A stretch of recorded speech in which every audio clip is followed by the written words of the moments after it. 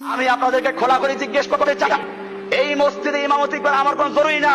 আমার মুসল্লিরা যদি আমাকে না চায়, একদিনও থাকতে রাজি না। আপনারা কি চান যে আমি মসজিদ ছেড়ে চলে যাই? কে কে চান? কে কে চান হাত উঠান। না না, আমি থাকবো না, এটা কে কে চান? এই মসজিদে থাকবো না।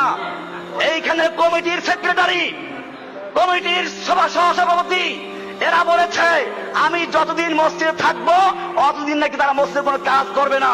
মসজিদের 7.5 লাখ টাকা উঠে দিয়েছে এখানে। মসজিদের দোতলার আরেকতলা 3.5 তলার কাজ হয়ে রয়েছে ছাদ করার জন্য, ছাদ করে নাই তারা। আর তারা বারবার আমাকে বাদ দেওয়ার জন্য, আমাকে মসজিদে খেদানোর জন্য বিভিন্ন চক্রান্ত, বিভিন্ন ষড়যন্ত্র লিপ্ত আছে। শুক্রবারে যখন আমরা মসজিদে কাতার বাড়াই তখন অনেকে কষ্ট হয়ে যায়, আর বাস্তবেও কষ্ট হয়, জুতার বাক্সে শ্রদ্ধা করতে হয়।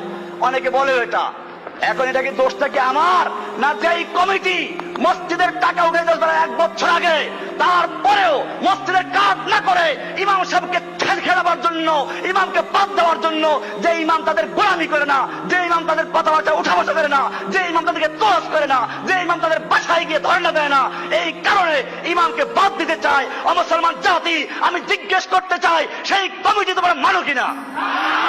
এই কমিটি আজকে বাতিল হয়ে গেছে।